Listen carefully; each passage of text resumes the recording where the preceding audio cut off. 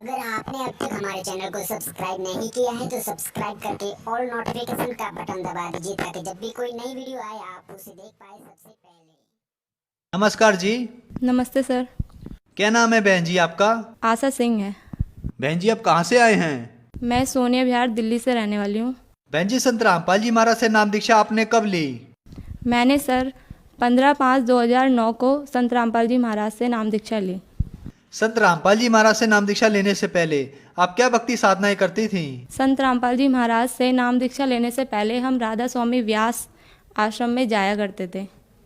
अब मेरी पूरी फैमिली वहाँ पर लगभग 15 से 20 साल तक उनके द्वारा दी गई भक्ति साधना कर रही थी। वहाँ पर वो भक्ति साधना देते थे कि क्या कहते हैं, हमें एक जगह बैठकर योग करना है, सिर्फ परमात्मा को याद करना है, ध्यान लगाना है उसमें।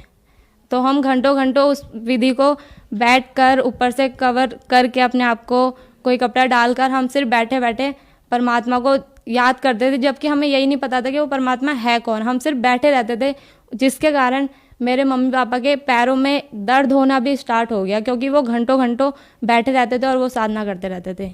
हमें वो भक्ति साधना करने से बिल्कुल भी लाभ प्राप्त नहीं हुआ, क्योंकि मेरे पापा ड्रिंक करते थे और ड्रिंक करने के कारण हमारे घर में बहुत ज़्यादा लड़ाइयाँ झगड़े होते थे। हमारा घर का जो पूरा माहौल था वो हमेशा तनाव वाला रहता था, जिसके कारण ना तो हम ठीक से पढ़ाई कर पाते थे, ना हम किसी से ज़्यादा बात कर पाते थे, ना कुछ। हम सिर्फ हमेशा डर में रहते थे कि हमारे घर में ये क्या हो रहा है और ये कब ठीक होगा।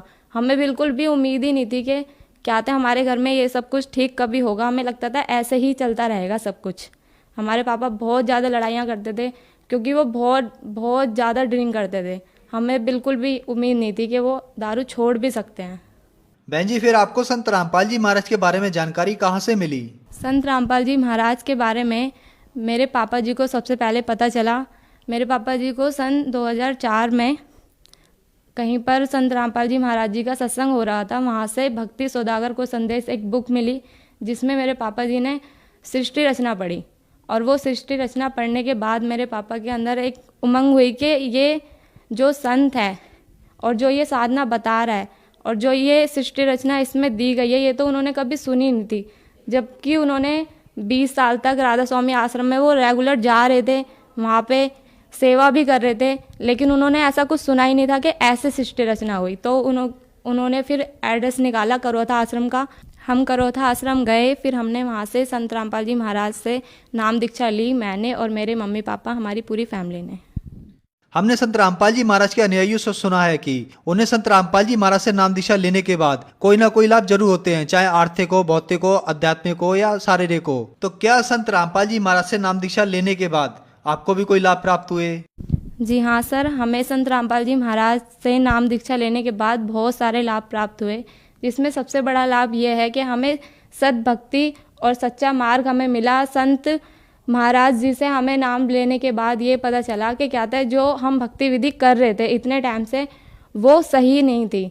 जो हमारे हॉली बुक्स, हमारे जो गीता जी, हमारे वेद हमें बताते हैं, उसके द्वारा हमें भक्ति करने के बारे में हमें पता चला संत रामपाल जी महाराज जी की शरण में आने के बाद।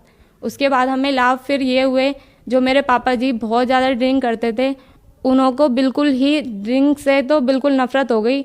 बल्कि जो लोग हमारे घर पे आते थे, जो हमारे रिलेटिव आते थे, पापा जी के साथ दारू पीते थे बैठ के, उन लोगों को भी पापा ने मना कर दिया कि आप हमारे घर पे ड्रिंक ना करें, जिसके कारण अब वो लोग बहुत कम हमारे घर पर आते हैं।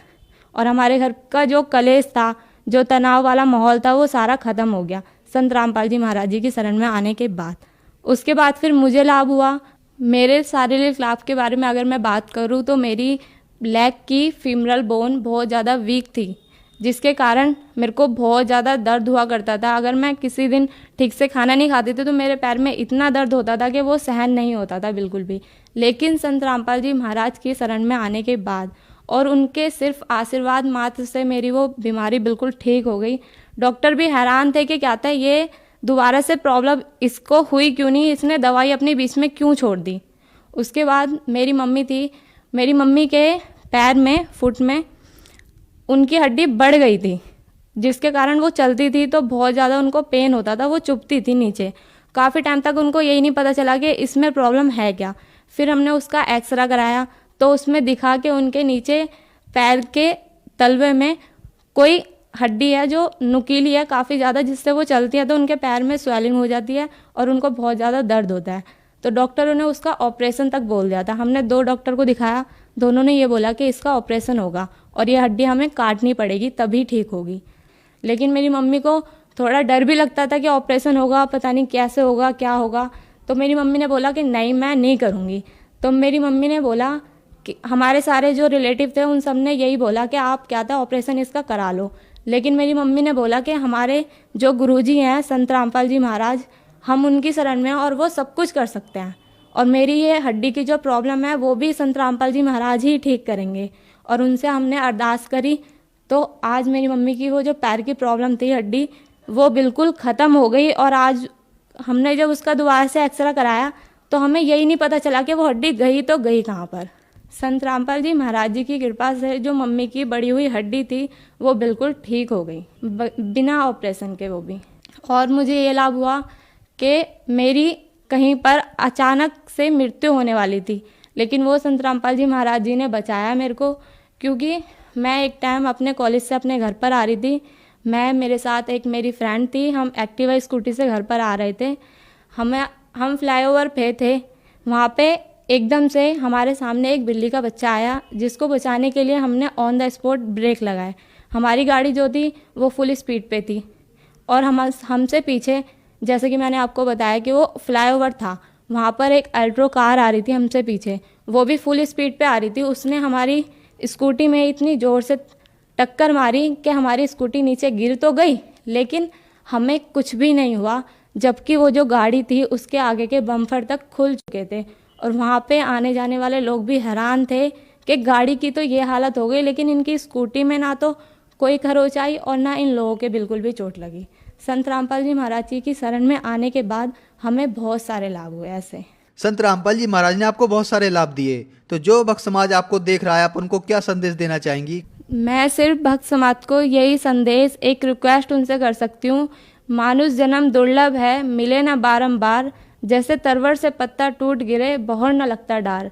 जिस तरीके से एक बार अगर पत्ता कोई एक पेड़ से टूट जाता है तो वो दोबारा से उस पर नहीं लग सकता, उसी तरीके से हमारा जो मनुष्य जन्म है हमें बहुत मुश्किलों से मिलता है। 84 लाख योनि भोगने के बाद हमें एक मनुष्य का जन्म मिलता है, और वो सिर्फ हमें इसीलिए मिलता है कि हम सच्चे भगवान की खोज कर सकें और उनके द्वारा बताई गई विधि पर चलकर अपना मोक्ष करवा सकें।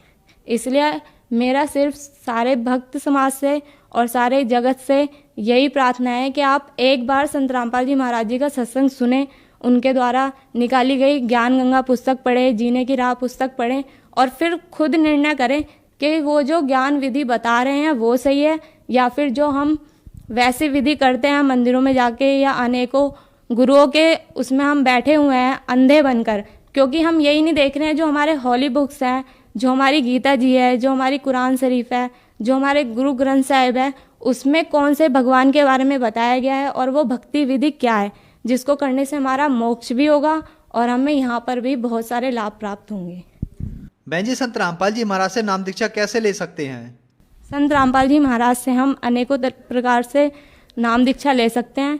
उसके लिए आपको हमारे टीवी चैनल पर नीचे चल रहे लाइन पर, पीली लाइन पर पूरे आश्रम के एड्रेस नंबर दिए जा रहे हैं, वहाँ से आप उन पे कांटेक्ट कर सकते हो और उनके द्वारा निकाली गई बुक ज्ञान गंगा पढ़ सकते हो। और वहाँ पे कांटेक्ट करके आप अपना नाम बताएंगे, आप अपना एड्रेस बताएंगे तो आप नाम दीक्षा वहाँ पर प्राप्त कर सकते हो। धन्यवाद बहन जी। धन्यवाद सर।